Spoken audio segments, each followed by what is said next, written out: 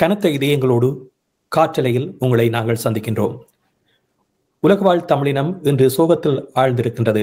குறிப்பாக தமிழினத்துடைய விடிவுக்காக தன்னுடைய இறுதி மூச்சு வரை அயராது உழைத்த குட்டி ஃபாதர் சேவியர் என்று அழைக்கப்படுகின்ற ஃபாதர் சேவியர் அவர்கள் எம்மை விட்டு பிரிந்த செய்தி உலகெங்கும் பரவி இருக்கின்றது. அவருடைய நினைவுகளை சுமந்து இந்த நிகழ்ச்சி அமைய இருக்கின்றது. அவருடைய நினைவுகளை சுமந்து அவர் பயணித்த பாதையில் என்னென்ன அனுபவங்களை பெற்றிருக்கின்றார் என்பதனை நாங்கள் இப்பொழுது கேட்டறிந்து கொள்ள இருக்கின்றோம். எங்களோடு அவருடைய நினைவுகள் பற்றி பேசுவதற்காக ஃபாதர் பெர்னார்ட் அவர்கள் இணைந்திருக்கின்றார். அவர்கள் இப்பொழுது அவர் பற்றிய சில குறிப்புகளை எமது நேயர்களுக்காக வழங்க இருக்கின்றார். அவரை சந்திக்கின்றோம். வணக்கம் ஃபாதர் பெர்னார்ட் அவர்களே. வணக்கம் ராம். வணக்கம் சிஎம்ஆர். வணக்கம். ஆமாம், அவருடைய நினைவுகள் என்பது மிக முக்கியமானது. குறிப்பாக தமிழினத்துடைய விடிவுக்காக அயராது பாடுபட்ட ஒருவரை இழந்திருக்கின்றோம். அவரோடு நீங்கள் பழகிய அனுபவங்கள் மற்றும் அவர் தமிழினத்திற்காக செய்த தொண்டுகள் போன்ற பல விடயங்களையும் இந்த நிகழ்ச்சியில் நம்மோடு பகிர்ந்து கொள்வீர்களா? நல்லது. முதலில் என்னுடைய கவலைகளை தெரிவித்து இந்த நேர்காணலை நான் அளிக்கின்றேன். நான் சிறுவனாய் இருந்த பொழுது 60ஆம் ஆண்டுகளில் அவரை நான் சந்திக்கும் வாய்ப்பு இருந்தது. அந்த நேரத்தில் எங்களுடைய மறையாயர் எமிலியானஸ் பிள்ளை ஆண்டகையின் செயலராக அவர் பணியாற்றி வந்தார். அவருடைய மறையுரைகளையும் வேறு உரைகளையும் பல தடவை நான் கேட்கக்கூடிய வாய்ப்பு கிடைத்தது. 2 விடயங்கள் என்னில் மிக ஆழமாக பதிந்தன. ஒன்று, அவருடைய தமிழ் மொழி ஆர்வமும் ஆற்றலும், அவருடைய பேச்சு வன்மை. இந்த 2ஐயும் நான் கண்டு இவரை போன்று ஒரு தமிழ் நல்லாக பேசக்கூடிய ஒரு பேச்சாளராகவும் மறையுரையாளராகவும் வர வேண்டும் என்ற ஆசை என்னில் எழும்பியது, எழும்பியது. அந்த வகையில் அவர் என்னுடைய மனதில் அவர் தாக்கம் ஏற்படுத்தியிருந்தார். அப்போ பல தடவைகளில் அவருடைய உரையை கேட்கக்கூடியதாக இருந்தது. அடுத்து நான் மேற்படிப்புக்காக இந்தியாவுக்கு அனுப்பப்பட்ட போது, என்னுடைய குருத்துவ படிப்புக்காக, அவர் அங்கு எங்களுடைய கல்லூரிக்கு வருகை தந்திருந்தார். 2-3 நாட்கள் எங்களோடு தங்கியிருந்தார். ஒரு சில யாழ்ப்பாணத்தை மறை மாவட்டத்தை சேர்ந்த சில மாணவர்கள் அங்கு மெய்யியல் இறையியல் கற்றுக்கொண்டிருந்தோம். அப்பொழுது அவர் எங்களோடு சந்தித்த போது ஒரு பாடல் ஒன்று பாடி காட்டினார். இந்த பாடல் தெரியுமா என்று. அது ஒரு திரு வழிபாட்டு பாடல்.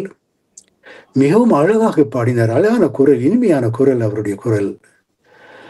அவர் அப்போது கற்றுத்தந்த அந்த பாடலை நான் பின்பு யாழ்ப்பாணம் சென்றபோது கற்றுக் கொடுக்கக்கூடியதாக இருந்தது. இன்னும் நான் அதை மறக்கவில்லை. இதயதாகம் இருப்பார் வருக என்ற ஒரு பாடல்.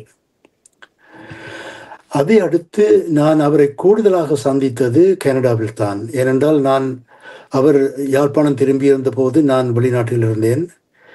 நான் வெளிநாட்டில் இருந்து அங்கு திரும்பிய போது அவர் கனடாவுக்கு வந்தார். ஆனால் கனடாவில் பல தடவைகளில் நான் அவரை சந்திக்கக்கூடியதாக இருந்தது. அவர் ஆற்றுப்படுத்தல் பணியில் ஈடுபட்டிருந்தார்.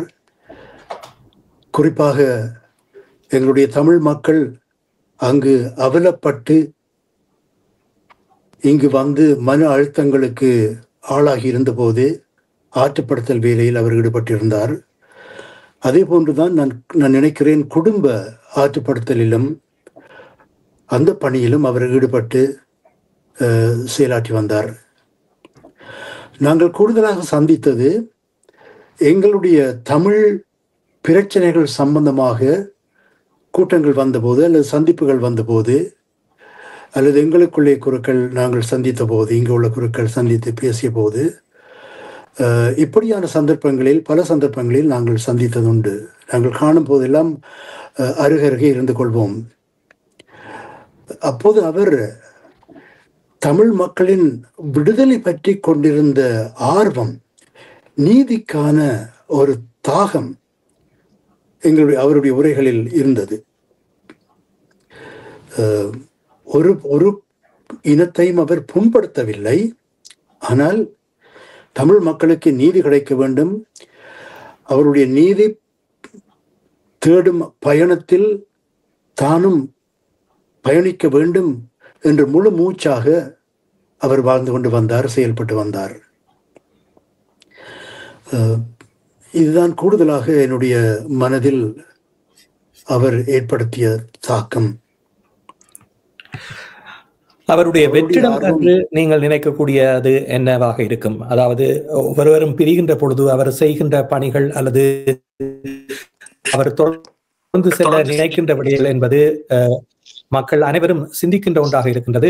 அவருடைய வெற்றிடத்தை நிரப்பக்கூடிய விடயங்கள் அல்லது அவர் செய்த பணிகளுடைய தொடர்ச்சி என்றால் என்னவற்றை சொல்வீர்கள்? ஒன்று, மக்கள் என்ன மாதிரி, தமிழ் மக்கள் என்ன மாதிரி அதை கொண்டு செல்லலாம் என்று சொன்னால், பார்ப்போம் சில பேருடைய மனப்பாங்கு வந்து அதெல்லாம் போயிட்டு எல்லாம் மறந்து விட வேண்டியதான் என்று. அது ஒரு தவறான விடயம், மறக்கவில்லை. அங்கு உதாரணமாக அங்கு பாதிக்கப்பட்ட ஆட்களின் மனதை கேட்டால் அங்குள்ள புண்கள் இன்னும் ஆறவில்லை. ஆறக்கூடிய காலம் கூட இந்த புண்களை ஆற்றக்கூடியதல்ல. அதுபடியால் அவற்றையெல்லாம் மறந்து விடுவோம், விட்டு விடுவோம் என்று சொல்வது மிகவும் தவறாக இருக்கும். இப்போ 2ஆம் சந்ததி 3ஆம் சந்ததி என்று வரும்போது அவர்களுக்கு எங்களுடைய பழைய அனுபவங்கள் என்ன நடந்தது, என்ன விதமாக எங்களுக்கு மீட்பு இன்னும் வரவில்லை, எங்களுடைய விடுதலை பற்றிய நீதி பற்றிய முடிவு இன்னும் வரவில்லை. அதுபடியால் நாங்கள் தொடர்ந்து அந்த பாதையிலே நாங்கள் பயணிக்க வேண்டும், போராட வேண்டும், செயல்பட வேண்டும் என்ற சிந்தனைகளைத்தான் நான் மக்களுடன் பகிர்ந்து கொள்ள விரும்புகின்றேன். இவை ஃபாதர் குட்டி சேவியருடைய செயலில் மூச்சில் இருந்த விடயங்கள். அப்போ ஆற்றுப்படுத்தல் என்ற வேலையில் அவர் ஈடுபட்ட போது இதுவும் ஒரு காரணம்தான். அதிலிருந்து அவர் படித்த விடயமும் இதுதான். அந்த பணி இன்னும் முடியவில்லை. நீதி கிடைக்க வேண்டிய அந்த பயணம் முடியவில்லை. அதுக்கான பணிகள் தொடர வேண்டும்.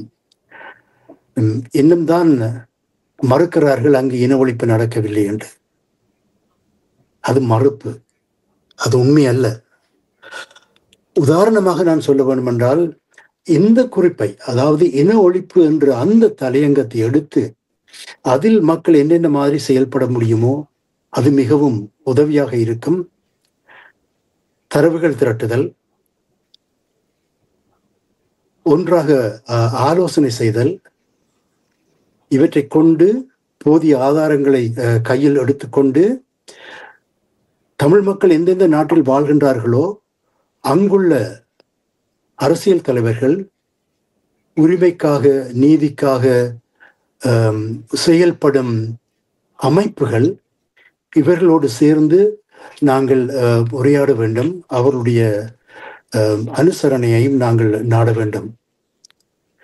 அதுபடியால் கனடாவை எடுத்துக்கொண்டு மாமனிதர் ஆண்டன் சிண்டராசா அவர்களோடு சேர்ந்து அவர் பல பணிகளை முன்னெடுத்திருந்தார். அது பற்றியும் நீங்கள் அறிந்திருப்பதாக அறிகின்றோம்.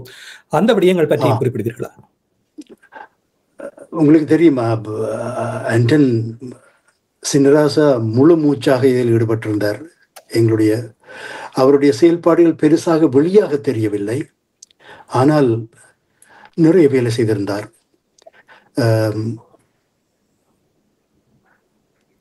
உதாரணமாக அந்த எங்களுடைய மிகவும் பெருமதி வாய்ந்த பொக்ஷமான நூலகம், யாழ் நூலகம், அது எரிக்கப்பட்ட போது எந்தவித அச்சமுமின்றி அங்கு சென்று அவர் அதை வீடியோ படம் எடுத்திருந்தார். தொடர்ந்தும் அவருடைய மனமும் மூச்சும் தமிழ் மக்களின் விடிவு என்றதில் இருந்தது, அங்குதான் இருந்தது. அவரோடு சேர்ந்தும் ஃபாதர் வேலை செய்தார், ஃபாதர் குட்டி சேவியர் வேலை செய்தார். இந்த ஆற்றுப்படுத்தல் கூட மாமனிதன் சின்னராசாவின் பணி, அது முக்கிய ஒரு பணியாக இருந்தது. அது அகதிகளுக்கு பணி செய்யும் போது அதோடு சேர்ந்து ஃபாதர் குட்டி சேவியரும் செயல்பட்டு வந்தார். அதை பற்றிய கூடிய விவரங்கள் எனக்கு தெரியாது. ஆனால் நிச்சயமாக இது நடந்தது தெரியுமே. நானும் அன்றில் சின்ராசாவோடு நெருங்கிய உறவும் நெருங்கிய வழியில் முறையில் செயல்பட்டு வந்தேன். ஆனபடியால் எனக்கு தெரியும். நன்றி. இந்த நேரத்தில் இணைந்து கொண்டு உங்களோடு உங்களுடைய செய்திகளை அறிந்து கொள்ளக்கூடிய வகையில் உங்களுடைய நினைவு பகைகளை குட்டீஸ்களுடைய நினைவுகளை சுமந்து கருத்துக்களாக தெரிவித்தமைக்கு நன்றியை தெரிவித்துக் கொண்டு இந்த நேரத்தில் விடைபெறுகின்றோம். மீண்டும் மற்றொரு பொழுதிலே சந்திப்போம். அவருடைய ஆன்மா சாந்தி அடைய வேண்டும் என்று வேண்டியும் இந்த நேர்காணலுக்கு ஏற்பாடு செய்த உங்களுக்கும் சீமாருக்கும் ராமுங்களுக்கும் எனது நன்றியை தெரிவிக்கின்றேன். வணக்கம். நன்றி. மீண்டும் சந்திப்போம். சிஎம்ஆர் யூடியூப் சேனலில் இணைந்திருக்கும் நேர்கள் அனைவருக்கும் எமது நன்றி. காமெண்ட்ஸ் பகுதியில் உங்கள் கருத்துக்களை தெரிவிக்க தவறாதீர்கள். முக்கிய செய்திகள், காணொளி தொகுப்புகள், நேர்காணல் என பலதரப்பட்ட அம்சங்களையும் உங்களுக்காக தருகின்றது சிஎம்ஆர் யூடியூப் சேனல். சிஎம்ஆர் என்று சர்ச் செய்து எமது யூடியூப் சேனலை சப்ஸ்கிரைப் பண்ணுங்கள். உங்கள் உற்றார் உறவினர் நண்பர்களோடும் இந்த காணொளி தொகுப்புகளை பகிர்ந்து கொள்ளுங்கள். அருகில் இருக்கின்ற முக்கிய காணொளி தொகுப்புகளையும் தவறவிடாமல் பாருங்கள்.